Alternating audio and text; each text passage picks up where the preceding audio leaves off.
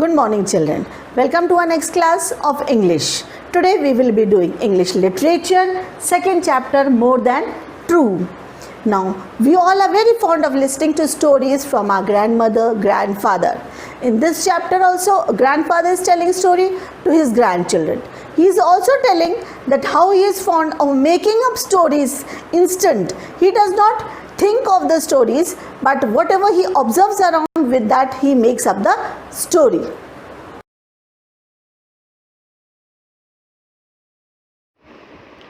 Grandchildren enjoy the stories told by the grandparents.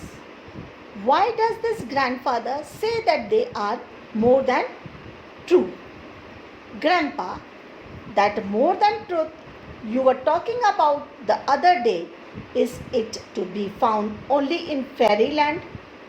Not at all, my dear, said I. There is a lot of it in this world of ours. You only need to look, but of course, you must have the eyes to spot it. Can you see it?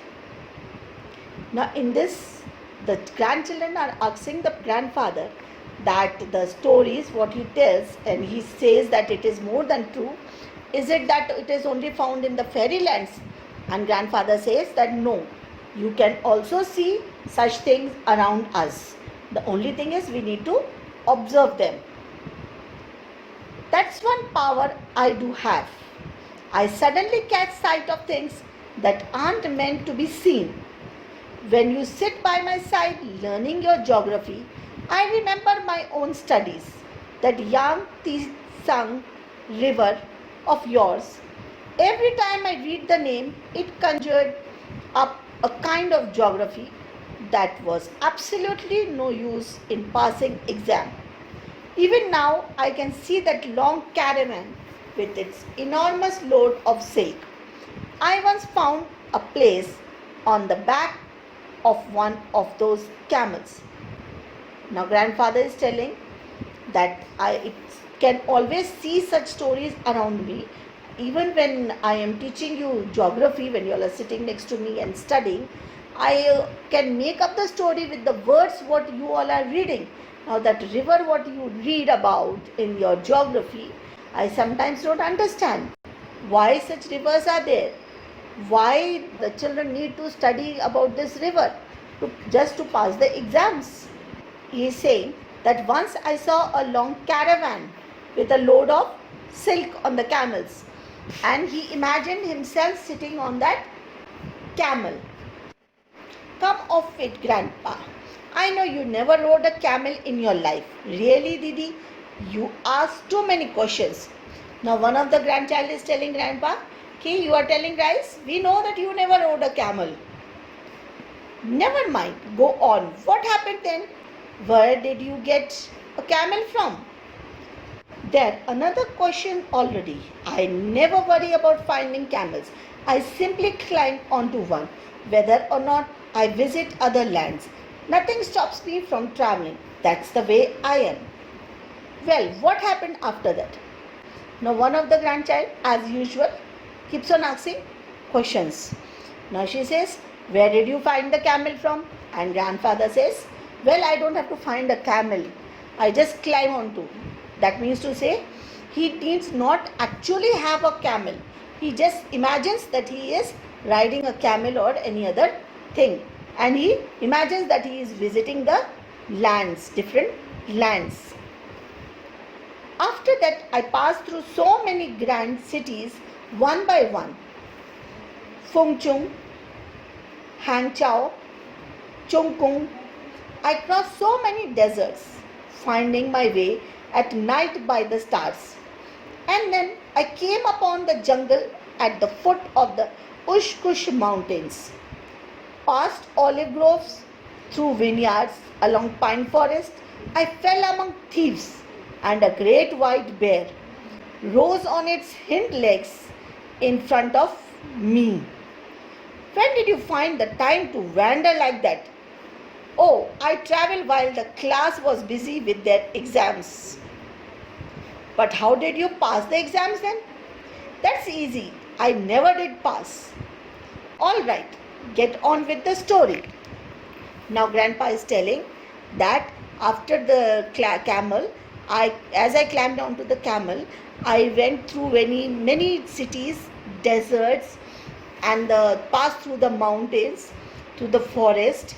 And then he's saying, I fell among the thieves, and a white bear came and stood in front of me on the hind legs. Hind legs means the behind two legs. They are called hind legs.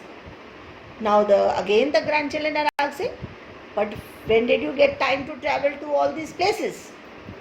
So grandfather says, when everybody was busy answering the exams, I was busy traveling. So again the grandchildren say, how did you pass the exams then? He says, oh, I never passed the exams. Now, shortly before I set out on that journey, I had read in the Arabian Nights about the beautiful princess of China, and wonder of wonders, I chanced upon her in my travels on the banks of the Funchal River.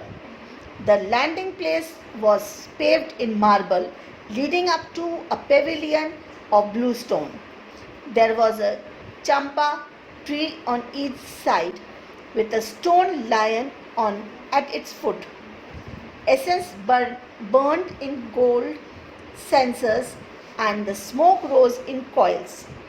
One maid was doing up the princess' hair, while two others fanned her, one with a yak's tail. I somehow appeared before her.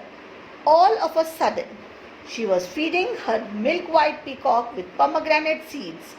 She gave a start and asked, who are you?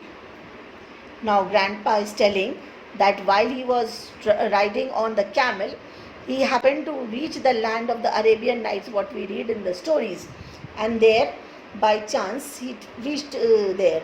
Okay, and there he saw that the land had marble and blue stones, and champa tree was there, and the lion with a stone lion was there, and essence means small stones they are, which is burnt in the coal to give fragrance.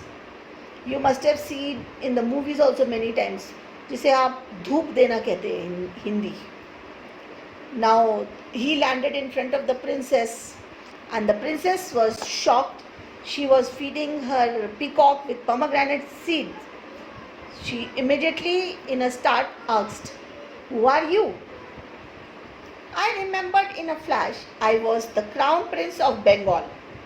In a flash means suddenly he realized that he was a crown prince of Bengal. So he told the princess that he is the crown prince of Bengal. How could that be? You were only, now again the grandchild is saying, how could that be that you were the prince, and as you are just a normal man?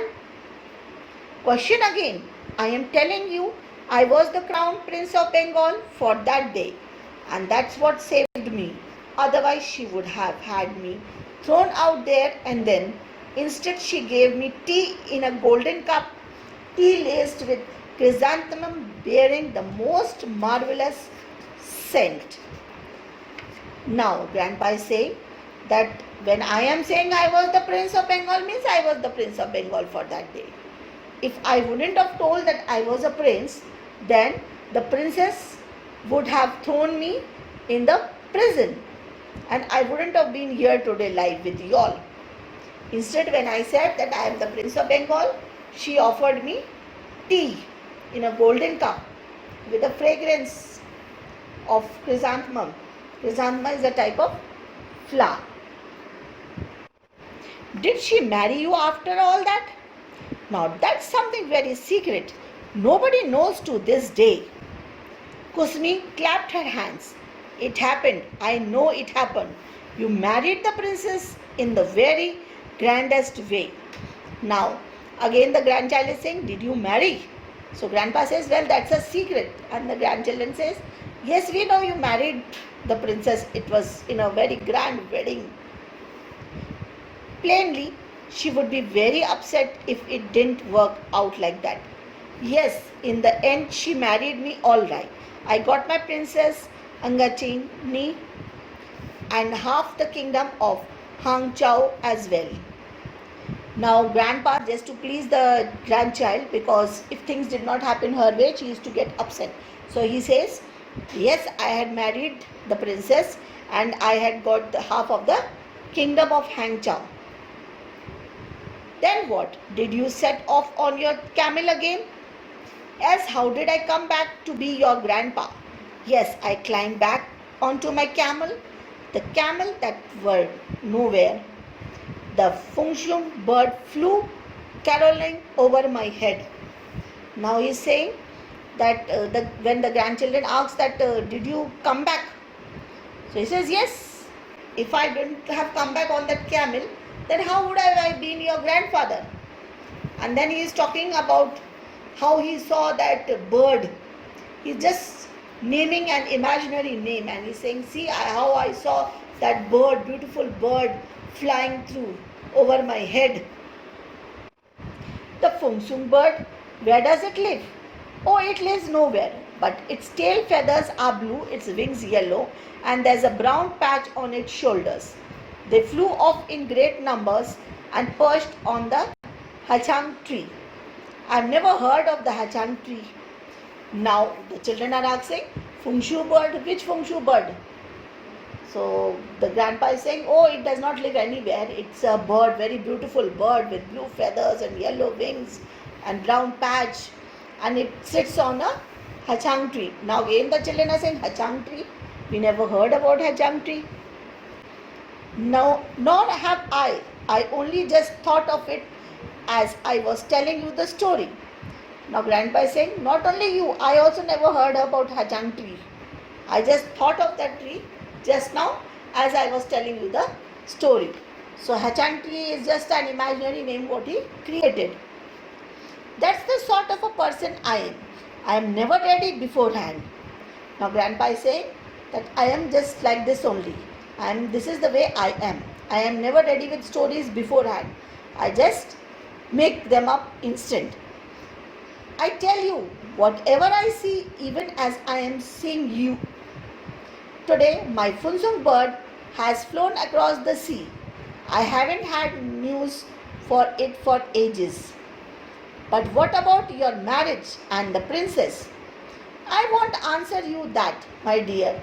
So you'd better stop asking, and anyway, you mustn't let it upset you. You weren't even born then, remember? Now grandpa is saying that as far as the Fengshun bird is concerned, just now I saw it flying away and I haven't seen it also from long time. And as far as then the grandchildren asks, what about your marriage with the princess? So he says, ki don't ask about the marriage because it should not bother you as you were not even born at that time.